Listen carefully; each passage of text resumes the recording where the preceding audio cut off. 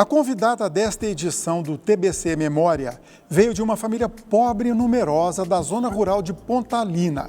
Na juventude, trabalhou como empregada doméstica para custear os estudos.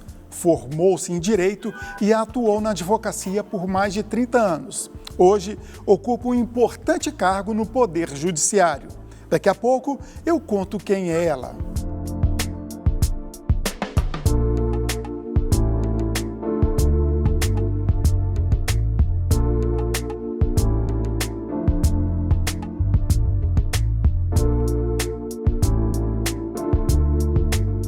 O TBC Memória recebe a ministra do Tribunal Superior do Trabalho, a goiana Adelaide Alves Miranda Arantes. Olá, ministra, é um prazer ter a senhora com a gente aqui. Olá, Enzo. Fiquei muito honrada com o convite para essa entrevista do TBC Memória. Eu tenho uma estima muito grande pelo meu estado, pela nossa capital, né, pela TBC, por todos vocês, por todos os goianos. E sempre que sou convidada aqui em Goiás, eu faço questão de atender, porque para mim é uma honra muito grande. A honra é nossa, ministra, mas vamos começar a sua história de vida. Lá em Pontalina, zona rural, uma família de 9 irmãos, a senhora mais velha. Não deve ter sido uma infância fácil, né? Algumas pessoas me perguntam, mas como uma infância tão difícil?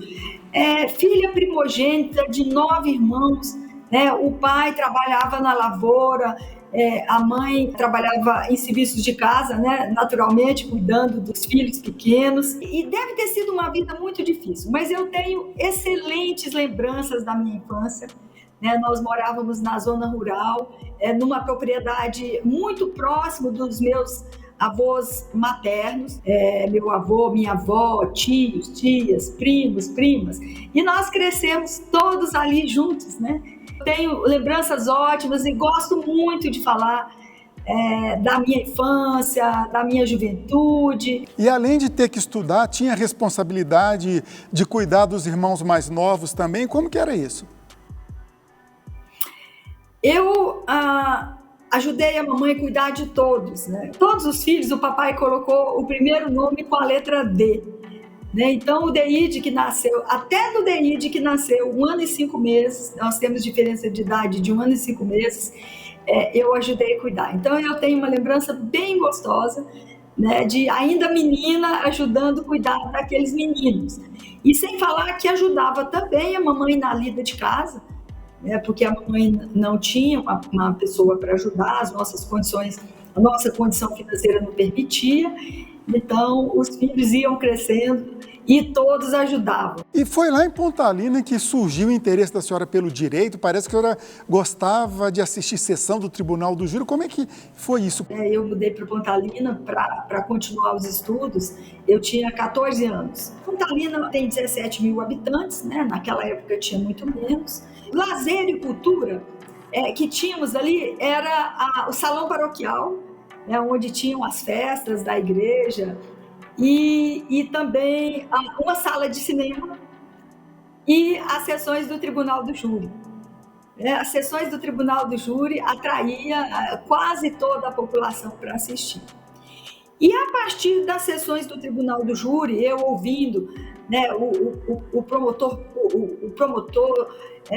ouvindo o advogado de defesa, né, com aquela ênfase toda, e passei a observar também os advogados da cidade, né, que eram pessoas respeitadas, pessoas estudiosas, e com essa observação eu passei a me interessar. Agora, a senhora já comentou de uma família pobre e numerosa, teve que ralar, vamos usar essa expressão, desde cedo. E como é que foi ter que trabalhar na casa dos outros, empregada doméstica, para custear os estudos? Conta isso pra gente. Isso vem de uma dificuldade que as mulheres têm de colocação no mercado. Eu me lembro que aos 16, 17 anos, eu teria condição de estar numa agência bancária. E não pude trabalhar porque aquela agência bancária ela só tinha funcionários homens e só tinha sanitário para homens. Então, a agência bancária, olha, A gente até gostaria de admitir a senhora, mas não é possível, porque aqui a gente não tem estrutura.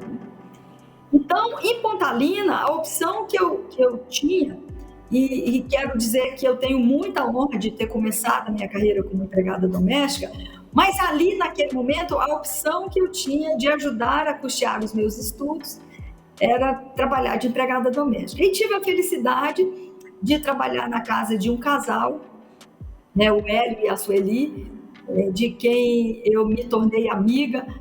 Depois passei toda a minha mocidade indo para Belo Horizonte passar férias na casa deles, porque o Hélio, ele trabalhava, ele era gerente de banco e em seguida ele foi transferido para Minas.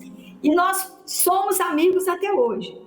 Eles foram meus padrinhos de casamento. Infelizmente, o meu padrinho já faleceu, mas a minha madrinha, Sueli, ainda mora até hoje em Belo Horizonte e eu os visito. A senhora superou todas essas dificuldades, formou-se em Direito, atuou na advocacia durante 30 anos. Fala desse momento seu como advogada antes de virar ministra. Quando alguém supera, quando a gente fala em superação, a gente precisa falar também, né, das ajudas que a gente recebe. E aí me lembra 2 fatos importantes, que eram as minhas orações a Deus para eu conseguir estudar e a ajuda das pessoas. Em Goiânia, eu fiz Direito na faculdade em Anguera, hoje em Anguera, e recebi e tive a oportunidade de fazer estágio no escritório de advocacia antes de concluir a graduação, e aí veio o interesse pela advocacia trabalhista, né, e os incentivos que eu recebi do juiz do trabalho à época, o doutor Erasto Pena Júnior. Naquela época, a Justiça do Trabalho em Goiás tinha apenas 2 varas do trabalho. A minha carreira começa aí e foram 30 anos de advocacia trabalhista. Eu também tive o cuidado de, desde o início da minha carreira, eu não ficar apenas na perspectiva da profissão individual. Eu sempre valorizei muito o coletivo, procurei participar da Associação Goiana de Advogados Trabalhistas, procurei participar da OAB de Goiás, né, e de diversas associações de classe, onde eu militava em defesa da categoria. Essa perspectiva do coletivo, na minha opinião, é muito importante. E tudo isso ajudou que a senhora fosse indicada em 2011, se a minha memória não está falhando, como o 5º Constitucional... 2011 para ser a representante do 5º Constitucional da OAB no tribunal, foi isso? No TST? Escolhida numa lista tríplice pelo presidente Luiz Inácio Lula da Silva, no final de 2010, ali no final do último mandato dele, né, e fui nomeada em fevereiro de 2011 pela presidenta Dilma e assumi no dia 1º de março de 2011.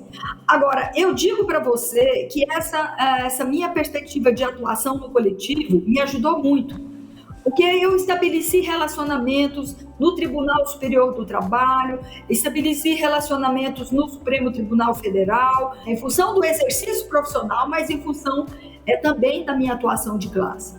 Porque se eu fosse postular na OAB Federal, totalmente desconhecida, seria muito mais difícil. Uma contribuição grande é que o doutor Miguel Cansado, aqui de Goiás, ele era diretor tesoureiro da OAB Federal, e foi ele que formulou o convite para que eu pudesse concorrer à vaga do ministro Simpliciano, que estava se aposentando. Tive grande apoio na OAB Federal. Ministra, nosso tempo está correndo, mas um assunto importantíssimo, e eu estou recorrendo à colinha aqui, tem hora que a memória falha, mas a PEC 72, né, que é dos direitos da empregada doméstica, a senhora batalhou para que essa emenda constitucional fosse aprovada. Por que essa luta da senhora?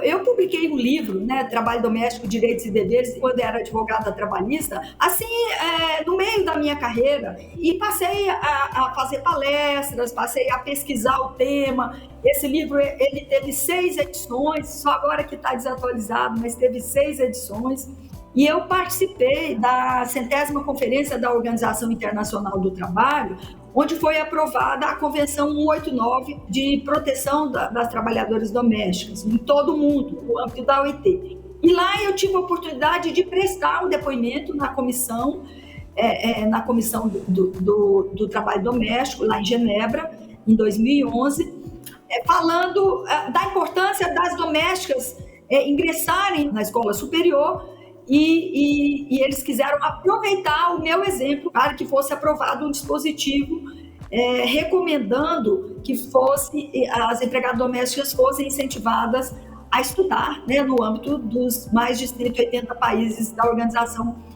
Internacional do Trabalho.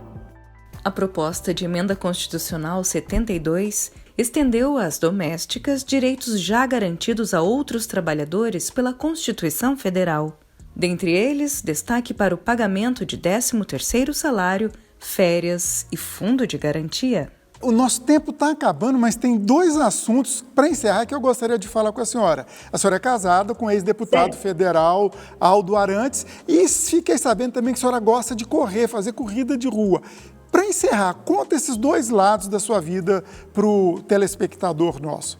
Estamos juntos há praticamente 30 anos e é um relacionamento muito bom, né? De muita parceria e de muita troca também, né? Porque nós temos os mesmos ideais, nós somos parceiros de vida, parceiros de lutas, na defesa da democracia, na defesa de um Brasil melhor, na construção de uma sociedade melhor. E eu considero que foi uma das coisas boas que aconteceu na minha vida, né, foi ter encontrado o Aldo Arantes como meu parceiro. As corridas, Enzo, foi interessante. Assim que eu assumi no Tribunal Superior do Trabalho, eu tive uma recomendação médica de intensificar esportes, né?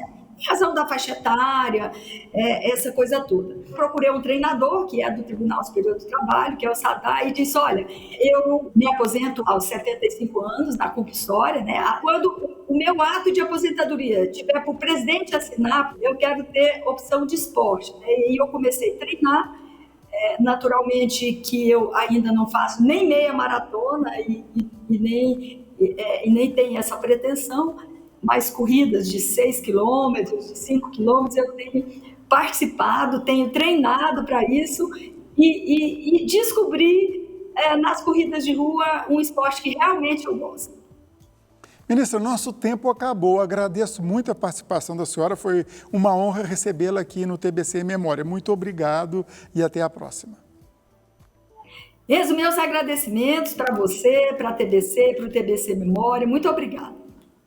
TBC Memória, ajudando a preservar a história de Goiás.